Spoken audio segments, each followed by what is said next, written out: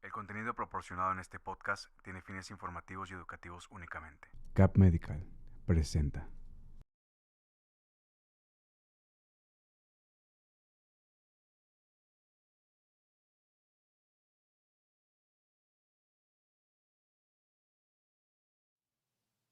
Hola, ¿qué tal? Sean bienvenidos a un nuevo Neurolife con el doctor Sergio Saldívar, el creador de este proyecto. ¿Cómo está, doctor? Hola, Jaciel, ¿cómo estás? Pues bien, feliz de estar acá, como siempre, como todos los jueves. Hoy sin un tema preparado como tal, pero vamos a estar respondiendo algunas preguntas porque están variadas, hay de todo, entonces se va a poner bueno. Así es, doctor. El día de hoy traemos otra vez parte 2 de preguntas y respuestas de TikTok. La verdad sí estuvimos buscando ahí preguntas, no nada más de esclerosis múltiple, sino también de neurología en general. Entonces, igual, si tienen alguna pregunta, duda, en los comentarios de Facebook, de YouTube o de Instagram, de TikTok, producción nos la va a mandar. Entonces no sientan pena, aquí el doctor está para servirles, yo también estoy para servirles. Entonces, doc, ¿le parece si comenzamos? De una vez. Va. EM Castillo, que creo que es esclerosis múltiple Castillo, pregunta: Doc, ¿por qué otra situación se puede encoger el cerebelo? Es una pregunta muy como amplia, bueno, más bien la respuesta es muy amplia, ¿no? A lo mejor viene a colación de que hemos hablado un poquito sobre todo el Neurolife que tenemos de ataxias, que lo pueden ver ahí en el canal o en donde sea que estén viendo esto, que hablábamos de que algunas ataxias se encogen el cerebro o hacen que el cerebro se haga pequeño, ¿no? Hay otras enfermedades, incluidas la esclerosis múltiple, por ejemplo, en la que con el tiempo hay una pérdida de volumen cerebral, que eso incluye el cerebelo, que ya habíamos hablado en otras videos, que es esta parte de aquí atrás del cerebro, ¿no? Pero quizás la causa más es el alcoholismo. Entonces, en personas que consumen alcohol de manera crónica, esa es quizás la principal causa de que esto se haga pequeño, ¿no? De que tengamos una atrofia del cerebelo, que es como el nombre científico que nosotros le ponemos a que el cerebelo se haga chiquito. Hay otras causas, hay infecciones que pueden también causar esta disminución del volumen, que se llama romboencefalitis, que por lo general incluye algunas bacterias que no son muy comunes, pero que también tenemos que sospechar. Las ataxias genéticas de las que hablamos en el video, ¿no? Que ya tenemos, también pueden hacer que las personas o el cerebro se vaya haciendo pequeño o nazcan con el cerebro ya pequeño, ¿no? Entonces, eh, tener un cerebro pequeño es así como una cosa bastante no infrecuente, es decir, sí lo vemos seguido en la práctica del neurólogo en el día a día, ¿no? Entonces, a veces hay que hacer, cuando encontramos eso como hallazgo, ¿no? Es algo que no sospechamos cuando estamos con el paciente, pues hay que hacer muchas preguntas. Algunos medicamentos pueden hacer también que el cerebelo, perdón, se encoja, se haga pequeño. Por ejemplo, la fenitoína, ¿no? Que es bastante común para tratar la epilepsia, que ya también tenemos un video de epilepsia, si lo quieren ver. Una mano así. Este, em, la fenitoína, ¿no? Que usamos bastante común para epilepsia, puede también generar a veces que el cerebro se haga pequeño y entonces los pacientes pueden tener algunos problemas de mareo. Es una respuesta muy larga para decir muchas cosas, pero pues es la realidad, ¿no? Entonces, cuando encontramos eso como neurólogos, estamos obligados a hacer un examen y una entrevista con el paciente bastante amplia. Ok, doc, muchas gracias. Creo que sí abordó muy bien el tema de la ataxia en su live también. El live del doctor está en YouTube, @neurosaldívar, por si quieren verlo. Doctor, mire, Sofía Ruth nos pregunta: Doc, si tengo esclerosis múltiple hipocampal, ¿me puedo embarazar? Sí vi esa pregunta y no sé si tiene truco, pero creo que hay dos, o a lo mejor fue un error ahí del autocorrector. Eh, Hay algo que se llama esclerosis mesial temporal, de la cual el hipocampo es parte de temporal, y pudiéramos tener esclerosis múltiple con lesiones en el hipocampo, que no es lo más común, pero son dos cosas como muy separadas. La esclerosis mesial es un tipo de placa que se forma en la parte interna del lóbulo temporal, que aquí no se alcanza a ver porque está por adentro del cerebro, ¿no? Y que es una de las causas más comunes de epilepsia a nivel mundial. Y que por lo general da epilepsias que son un poquito difíciles de tratar. A veces esos pacientes tienen que ser sometidos a cirugía para ayudarles con las crisis epilépticas que tienen. Pero si esa es la pregunta, sí pudiera embarazarse. hay que planificar ese embarazo, ¿no? Porque se necesita un control de las crisis previo a embarazarse y durante el embarazo, evidentemente. Pero también hay que escoger muy bien qué medicamento para la epilepsia vamos a usar en una paciente que es mujer, que es joven y que se quiere embarazar, ¿no? Esas son preguntas siempre antes de iniciar un tratamiento con una mujer en edad fértil que tenemos que hacer. Y la otra parte, es decir, si la paciente tiene esclerosis múltiple y tiene una lesión de esclerosis en el hipocampo o cerca del hipocampo, la respuesta es la misma, sí se puede embarazar, pero sí quería dejar muy en claro que son dos cosas muy diferentes en lo que se escribe ahí. También tenemos un video de embarazo y esclerosis múltiple que pueden ver en la página con la doctora Marcela. Y pues nada, ¿no? Sí se puede embarazar. Me están haciendo ahí señales. Pero es algo que recalcamos bastante mucho en ese video y es una buena oportunidad para volverlo a recalcar. Se debe de avisar al neurólogo si se quieren embarazar. Algunos de los medicamentos que usamos para esclerosis múltiple pudieran llegar a ser perjudiciales para el bebé, ¿no? No lo sabemos a ciencia cierta porque no andamos ahí por la vida haciendo estudios en mujeres embarazadas a ver qué les pasa con el medicamento, pero suponemos, ¿no? Por ensayo o por personas que han tenido el medicamento y no avisaron que estaban embarazadas, que pudieran llegar a algunos efectos adversos. Entonces, si se quieren embarazar y viven con esclerosis múltiple, tienen que avisarle a su neurólogo para hacer los ajustes necesarios. Pero de que se puede, se puede. ¿Ok? Se puede. Sí. Qué importante lo que acaba de decir, Doc, que es muy importante. A veces, yo creo que por temas de emoción, uno como paciente va y dice, doctor, ya me embaracé. No, obviamente yo no me puedo embarazar, pero supongo que mi pareja se embarazó. Es como que, doctor, ya nos embarazamos. Y usted como que, oye, pero ¿por qué no me avisaste antes para planificarlo? Vean ese video, estuvo muy bueno. La verdad, yo esto lo estaba viendo en mi casa. Muy bueno ese video, doctor. Mire, tengo otra pregunta. Pero, ¿quiere tema de esclerosis múltiple o neurología en general? Si quieres vamos ahí a campechanearle, ¿A qué a mezclarle, pues para los que no son de México, Monterrey, no sé, Ok. de neurología general. En inglés entonces la pronunciamos, ¿no? No, mire, doctor, Mapache Anónimo, porque no encontramos su nombre, Mapache Anónimo, nos dice, doctor, ¿qué medicamento puedo tomar para realizarme una RM? Tengo dolor en el pecho, hombro, brazos y se agudiza más estando acostado. Bueno, para los que no sepan, RM es una resonancia magnética, que es un estudio que usamos bastante en neurología, no solo para esclerosis, sino para otras enfermedades, que consiste en meter a los pacientes en un tubo, es como una dona, no sé si nunca lo han visto a lo mejor en las películas o en las series tipo House, Grey's Anatomy, este tipo de cosas, que hace mucho ruido, pero un ruido así excesivo, bastante molesto, y el paciente, o entre menos se mueva el paciente en la resonancia, es mejor para nosotros, hay una mejor calidad de la imagen. Entonces puede llegar a ser un poquito desesperante porque el estudio dura, estamos hablando de resonancia de cerebro, varía y resonancias de lo que quieran del cuerpo, ¿no? Dura más o menos entre 30 y 45 minutos. Entonces, pues imagínense estar 30 o 45 minutos sin moverse, acostados, con un ruidazo, es muy molesto, ¿no? Si a eso le sumas que tienes dolor, que es el caso del mapache anónimo, pues se vuelve todavía más complicado, ¿no? A veces usamos medicamentos para dolor, sobre todo de tipo neuropático, que me imagino que es el caso, como la pregabalina o la gabapentina, por ejemplo, que los pacientes ya toman, les damos una dosis un poquito más alta durante el estudio para ver si sí lo toleran. Cuando el dolor es mucho y no nos queremos arriesgar, esos pacientes hacemos la rezo con analgesia, es decir, le pedimos a un anestesiólogo que esté presente en la resonancia y les ponemos un medicamento por la vena que les quita el dolor durante el procedimiento, ¿no?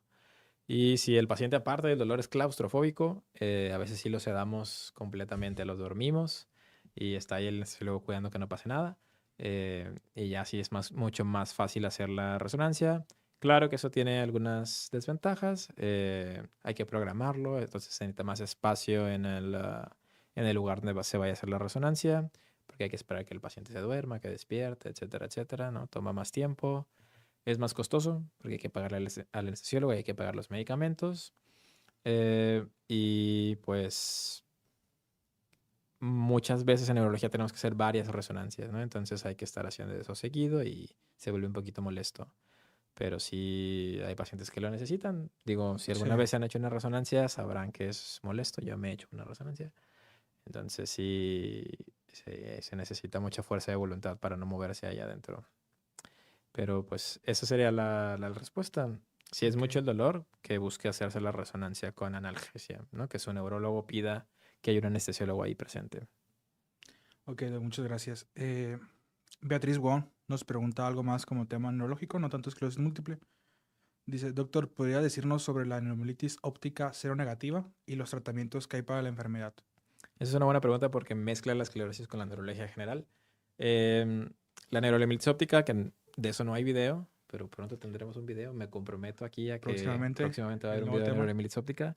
Es una enfermedad que antes se llamaba enfermedad de Vick o una variante óptico-espinal de la esclerosis múltiple, en la que a los pacientes solo les afectaba los ojos y la médula. Pero como no sabíamos más, pues decíamos, bueno, pues es una variante de la esclerosis que así pasa, ¿no? Con el tiempo nos fuimos dando cuenta que habían personas muy específicas a las que les pasaba esto y que tenían características diferentes a los pacientes con esclerosis múltiple. Y después descubrimos un anticuerpo, es decir, estas sustancias que atacan a partes específicas del cuerpo que tenían estos pacientes que no tienen los pacientes con esclerosis múltiple, que eso es a lo que ella se refiere con cero negativa, ¿no? Hay pacientes que tienen este anticuerpo que se llama, anti-AQP4, ¿no? Ya ahondaremos en eso si hacemos un video, no, cuando hagamos el video, porque ya Cuando me hagamos, comprometí. Sí, ya se comprometió, doc. Em, Productor, dale screenshot de esta parte del video. y los pacientes que tienen el anticuerpo presente es un poquito más fácil tratarlos. Hay más estudios para medicamentos con ellos que los que no lo tienen. O sea, se puede tener NMO sin tener el anticuerpo. Hay que hacer un abordaje un poquito más extenso para llegar a ese diagnóstico, pero sí se puede. Y el tratamiento es un poquito diferente. Bueno, no es un poquito, es mucho diferente de lo que hacemos en esclerosis múltiple. Como hay más personas con esclerosis múltiple en el mundo, pues hay mucho más investigación y hay más medicamentos y hay todo, ¿no? La NMO o neuromielitis óptica es una enfermedad relativamente más nueva, con la que tenemos menos pacientes y hay menos oportunidades a veces de usar tratamientos. Lo que se hace a grosso modo o en la mayoría de la población a nivel mundial es usar rituximab, que es bastante popular en los videos y en las preguntas pasadas también había preguntas de rituximab, porque pues funciona muy bien, pero en muchas cosas no está como un medicamento oficial, si lo quieren ver así, pero sí funciona. Y usamos rituximab en los pacientes con MO, les va bien. Y usamos otros medicamentos a veces que se llaman, por ejemplo, acetoprina o micofenolato, que son medicamentos tomados que el paciente tiene que tomar durante mucho tiempo, porque la anemia es una enfermedad bastante agresiva. Entonces da recaídas que son muy severas y que pueden pasar muchas veces en un año. Entonces sí somos muy, muy agresivos ahí. Hay otros medicamentos más nuevos, por ejemplo está el eculizumab, el inebilizumab. Les ponen nombres muy extraños para que los médicos sigamos estudiando, tengamos que aprendérnoslos. Y el satralizumab, que son medicamentos que tienen mayor eficacia que estos que hablábamos, que el rituximab y que la acetoprina y el micofenolato, pero son muy caros. Entonces, y solo están aprobados para pacientes que sí tienen el anticuerpo, los que son cero positivos. Para los cero negativos seguimos usando la acetoprina, el micofenolato y el rituximab, con resultados variables, pero pues sí ayudan a los pacientes. Obviamente vamos a hablar mucho más de esto en el video, porque ahorita hay más preguntas, pero a grosso modo, pues eso, ¿no? Los cero negativos no son candidatos a esos medicamentos porque no están aprobados para ellos. Entonces nos quedamos con los que son un poquito más viejitos, si lo quieren ver así, que tenemos un poco más de experiencia, que son el rituximab, la acetoprina y el micofenolato. Ok, doctor, muchas gracias. Doris Acecas, se llama la persona. Doris Acecas nos pregunta, doctor, tengo esclerosis múltiple y estoy tomando teriflunomida. En la consulta anterior con mi neurólogo, le dije que tenía problemas tipo alérgico o tipo por asma. No sé si sea por el sistema inmunológico que ha bajado. Su respuesta fue que el medicamento no baja las defensas del sistema inmunológico. Entonces, ¿me podría decir si este medicamento baja el sistema inmunológico o no? ¿O cómo es que puedo proteger para que no me dé ningún brote? Esa pregunta tiene truco. Y no por Doris. O sea, Doris lo preguntó bien, Doris a secas. Pero entiendo dónde viene la confusión de la pregunta cuando tuvo su consulta. Hay que ponernos un poco técnicos para contestar esta pregunta, entonces traten de seguirme el viaje, pero Siéntese bien. ahí vamos, sí, siéntense bien. La teriflunomida en realidad no es un medicamento inmunosupresor, sino que es un medicamento inmunomodulador, ¿no? ¿Por qué? ¿O a qué nos referimos con eso? Cuando hablamos de un medicamento inmunosupresor, estamos hablando de un medicamento que baja las defensas del cuerpo, ¿no? Es decir, que los linfocitos B o los linfocitos T, perdón, los vamos a quitar, ¿no? Lo que hace la teriflunomida es que los linfocitos B y T tienen una enzima, ¿sí? Que se llama dihidroorato deshidrogenasa. No se lo tienen que aprender. Qué bueno. Créanme que así se llama. Yo sí me lo tuve que aprender. Que hace que las células se dividan muy rápido, ¿no? Entonces, cuando uno quiere atacar algo con el sistema inmune, pues necesita muchas células y empieza a hacer que se dividan y que haya muchas, ¿no? Cuando eso empieza a pasar, o más bien, la teriflunomida lo que hace es que eso no pase, ¿no? Las células que se están dividiendo, la teriflunomida va, y las ataca y las quita, ¿no? Pero si tus linfocitos B o tus linfocitos T están ahí como en la playa, dormidos, sin hacer nada, la teriflunomida tampoco les hace nada. Por eso que los niveles de defensa de los pacientes con teriflunomida no bajen tanto. A diferencia de otros medicamentos que sí son inmunosupresores y de los que hemos hablado. Tenemos un video hablando de todos los tratamientos de esclerosis. También ese sí está muy bueno. Estoy muy orgulloso de ese video, tengo que admitirlo. Pero ahí hablamos un poquito de eso. Creo que no hablamos de eso de la inmunomodulación, que a lo mejor faltó agregarlo. Pero, por ejemplo, esos síntomas que ella tiene, que pueden ser como alérgicos o este tipo de asma que menciona, sí pudieran llegar a ser por la teriflunomida, porque aunque no las baja las defensas por completo, sí las baja un poco. Y eso varía de paciente a paciente. Es difícil saber si es alergia por otra cosa o por el medicamento. Por eso digo que tiene truco. Es decir, aunque no es un medicamento inmunosupresor, sí modifica cómo actúan las defensas del cuerpo. Entonces, es una respuesta muy larga, muy técnica, pero pues es ahí la confusión, ¿no? Su neurólogo no le está echando mentiras. No es que no baja las defensas la teriflunomida, sino que modifica cómo actúan. Okay. Es ahí un tecnicismo medio como una laguna legal. Una laguna legal. Para el medicamento. Doctor, creo que acaba de comentar algo muy importante, que cuando producción estaba haciendo las preguntas, hablaba conmigo y me decía de que es que preguntan mucho si la esclerosis múltiple o los medicamentos para esclerosis múltiple bajan las defensas. Y creo que usted lo ha comentado en varios videos de que sí, o sea, la mayoría de los pacientes preguntan cómo puedo como resubir estas defensas que el medicamento está bajando, pero pues el chiste del medicamento es bajar las defensas. Sí, eso es algo que preguntan bastante seguido en Facebook. No me acuerdo cómo se llama la persona, Guabe o algo así se llama la persona que me pregunta eso. Y sí, hace lógica que uno no quiera tener las defensas bajas porque uno se enferma más.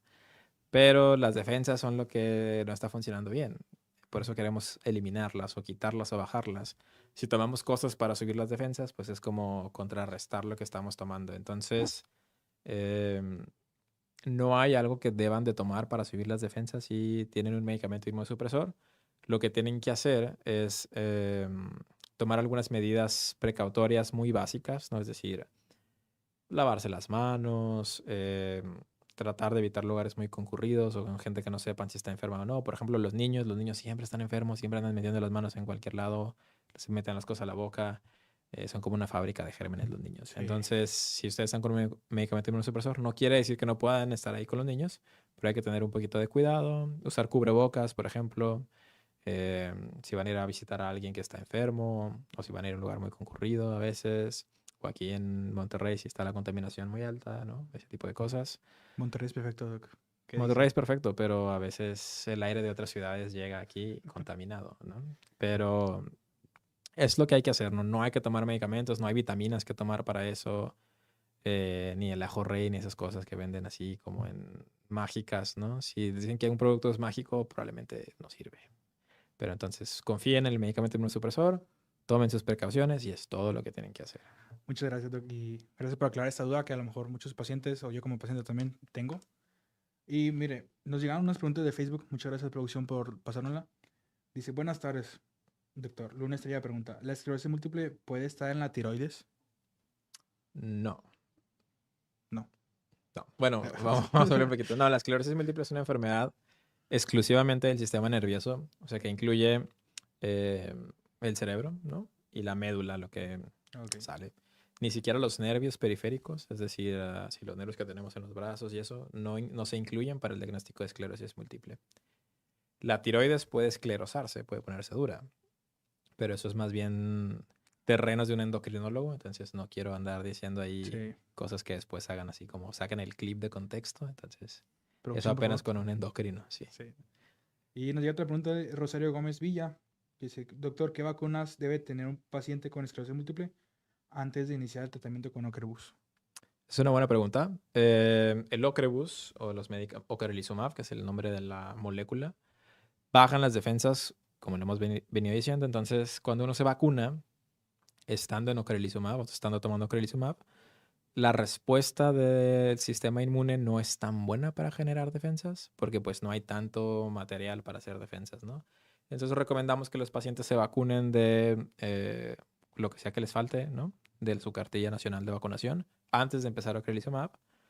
Y que las vacunas que son estacionales, por ejemplo, COVID, influenza, las pongan en un periodo como entre entre 2 y 4 semanas antes de su siguiente infusión o antes de la primera infusión. Bueno, de su siguiente infusión, pues, ¿no? Porque eso son repetitivas. Y una vacuna que sí vale la pena que se ponga cualquier paciente que va a empezar un medicamento inmunosupresor es la vacuna contra la varicela zóster, ¿no? Que es el herpes zóster o que le llaman culebrilla, que es unas vesículas que salen siguiendo el nervio, que duele horrible, Sí. no se lo recomiendo a nadie. La mayoría de la gente que es muy parecida a lo que hablamos de Epstein-Barr puede estar infectada del virus del herpes zóster, tenerlo en los nervios, pero pues, el virus ahí está dormido, no hace nada. Si tú no le haces nada, no te hace nada. Pero cuando se bajan las defensas, pues el virus dice, ahorita es cuando, ¿no? Y esas personas tienen un riesgo aumentado de tener herpes zóster. Entonces sí necesitamos, si se puede que se vacunen antes de empezar Ocrevus, vale la pena. Es una vacuna que no está incluida, al menos en México no está incluida en la cartilla nacional de vacunación. Hay que pagarla, hay que ponerla aparte, pero vale mucho la pena. Pero usted la recomienda. Sí, sí, sí. Doc, nos llegó otra pregunta de Gerardo Gua. Él es el que pregunta de las Gerardo. defensas. Gerardo Gua, sí, sí, sí. Un saludo para Gerardo Gua que nos está Saludos viendo. a Gerardo. Creo que lo acabamos de comentar, pero dice, ¿es bueno tomar suplementos para reforzar el sistema inmunológico? Esa es una pregunta muy interesante porque a muchos pacientes les gusta tomar suplementos, que no estoy en contra de eso, pues, pero la mayoría de las veces no los necesitan, ¿no? Y hay personas que tratan de venderles estos suplementos como una solución aparte de lo que están haciendo, ¿no? Y luego mucha gente piensa que con los suplementos ya no pueden, ya deben dejar de tomar el medicamento. Y luego eso a nosotros nos mete en algunos problemas porque después tenemos que andar ahí reiniciando medicamentos, etcétera, etcétera, ¿no? Sí. La mayoría de las veces, si ustedes en verdad necesitan un suplemento, su médico se los va a decir, su neurólogo. El único suplemento que sí tienen que tomar para si tienen esclerosis múltiple, o si viven con esclerosis múltiple, perdón, es la vitamina D, ¿no? Que recomendamos de 2.000 a 4.000 unidades internacionales diarias. De ahí en fuera hay que individualizar los casos y ver qué suplementos necesitan. Pero no es así como estos suplementos que venden que tienen 36, 86 vitaminas y minerales y bla, bla, bla. Probablemente no los necesiten. Ok, doctor, muchas gracias. Estoy aquí viendo las preguntas. Le mandan muchos saludos, doc, Saludos a todos. que es el mejor doctor. Que muchas gracias por sus cosas. Y Fer Huerta dice, ¿qué opina del medicamento cladibrina? Opino que es muy bueno. La cadivina o el Mavenclad, a diferencia de lo que hablábamos de la teriflunomida, que es un inmunomodulador, cae en esta categoría de medicamentos que hablamos que son terapias de reconstitución inmune. ¿Qué significa eso? Porque luego a veces digo palabras así nomás. Parece que digo palabras al azar. Las terapias de reconstitución inmune lo que hacen a diferencia, por ejemplo, hablamos de la teriflunomida que solo ataca algunas células, ¿no? Y deja a otras ahí en paz. Las terapias de reconstitución inmune barren todo. Ahí no preguntan, primero hacen y ya después ven qué onda. Entonces, no se cree, se ha visto que este tipo de terapias se pueden dar en periodos muy cortos y dan efectos a largo plazo. Entonces, Mavenclad o cladribine, que es el nombre de la molécula, se calcula por peso en los pacientes y se toman pastillas durante 5 días, por 2 semanas, y luego se repite esa dosis en un año. Y normalmente eso es todo lo que los pacientes necesitan. Y ya no necesitan tomar más medicamento. Eso se escucha muy padre, los pacientes les va muy bien. pero sí lo que hablamos de las células B y T, los linfocitos B y T, se barren las poblaciones. O sea, estamos hablando de que entre el 90 y 95% de los linfocitos B desaparecen del cuerpo. Eso incluido las células de memoria, las células B de memoria. Y los linfocitos T se barran como la mitad de ellos, ¿no? Entonces, esos pacientes sí están muy propensos a tener infecciones. Pero pues así es como apostar, ¿no? Si uno apuesta mucho dinero, gana mucho dinero. Si uno apuesta a que va a tener mucho beneficio, también puede tener mucho riesgo. Ok, Doc. Entonces, es bueno el medicamento, sí, es muy bueno, pero pues hay que saber eso, ¿no? Hay que saber. Hay que ir con usted para que nos lo recomiende y nos dé todo el proceso, ¿no? Confirmo. Última pregunta, Doc, para ya terminar Ok. este tema. Walter Safe nos hace dos preguntas interesantes. ¿Qué opina de la crioterapia? ¿Es recomendable hacerla si usted tiene esclerosis múltiple? Y, doctor, ¿cuánto tiempo queda uno inmunodeprimido cuando tiene tratamiento con cladribina? Bueno, contestamos esa primero para seguir con lo de Cladribina. cladribina. Varía, la respuesta no es como lo que esperan escuchar, pero varía. Las poblaciones, otra vez nos vamos a poner muy técnicos, siéntense, respiren. Las poblaciones, o cuando uno da una terapia de reconstitución inmune, lo que les decía, ¿no? Barremos las células, hay una fase en la que se quitan todas las células. Luego hay una fase que se llama de repoblación, en la que las células empiezan a crecer poco a poco, pero como volvieron a nacer, por así decirlo, volvieron a nacer, como que todavía no saben muy bien su chamba, es su primera chamba, ¿no? Entonces hay una fase después de reconstitución en la que vuelven a agarrar su función. Eso, con la primera dosis de Mavenclad, tarda más o menos un año. Entonces, por eso damos otra dosis al año. Y eso después, pues, muy variable. Hay pacientes que a los 6 meses empezamos a ver que otra vez están empezando a subir las células. Hay pacientes que a los años, que a los 18 años, a los 2 años, siguen con las células depletadas, ¿no? Que no entran a esta fase de repoblación. Eso varía mucho de paciente a paciente, pero es más o menos ese lapso, es un lapso muy alto, ¿no? Como de entre un año, 2, 3, 4 años, más o menos. Y la otra pregunta de la crioterapia, no sé a ciencia cierta a qué se refieran con crioterapia. Hay crioterapia, por ejemplo, en la piel, como para quitar lunar y ese tipo de cosas. Eso no hay problema, lo pueden usar si tienen esclerosis múltiple. Si se refieren a crioterapia para la rehabilitación, como meterse a estas tinas de hielo que ahora están muy de modas, podrían hacerlo, no hay una contraindicación por tener esclerosis múltiple. Lo que sí es que el frío excesivo puede llegar a crear espasmos, ¿no? Que a veces son dolorosos en pacientes que tienen espasticidad. Eso sí hay que tomarlo en cuenta, pero no es una contraindicación como absoluta. Es decir, esas cosas a veces suena como muy reiterativo, pero cada paciente que vive con esclerosis múltiple es diferente. Entonces, no hay una receta de cocina para los pacientes. Por eso es importante que este tipo de cosas que estamos platicando ahorita las platiquen con su médico en persona. Es decir, es Walter, se llama, ¿verdad? Walter. No conozco a Walter en persona, entonces para mí es un poquito complicado. No conozco como su exploración física, cuántos brotes ha tenido, etcétera, etcétera. O si es un familiar de él el que tiene la enfermedad. Eso siempre es bien importante verlo con un médico en persona, o si no se puede en persona, en línea, para que esta respuesta que estoy dando, que es muy genérica, ¿no? Pues pueda ser un poquito más especializada y decir, ¿sabes qué? Tú, en tu caso en particular, si puedes, o preferiría que ahorita no lo hicieras, ya que es un poquito mejor lo hacemos, o de plano no puedes, ¿no? Sí. Pero en general, sí se puede. Doc, bueno, hemos llegado al final de este episodio, parte 2 de preguntas y respuestas de TikTok. Igual invito a toda la audiencia que nos está viendo. Tenemos aún más preguntas, Doc, pero pues ya no tenemos tiempo. Que comenten en los próximos TikTok del doctor Saldívar. Van a aparecer aquí en las redes sociales del doctor. Aquí justamente producción las va a poner. Entonces, comenten, compartan. Es un contenido que el doctor hace con todo el tiempo del mundo, con todo el amor del mundo, para ustedes. Doctor, si gusta despedirse de su espacio. Con todo el amor del mundo, sí, con todo el tiempo del mundo, no. Pero ahí nos damos chance para hacer los videos. Nada, síganme, @neurosaldívar en Instagram, en TikTok, en Facebook, en YouTube y ya.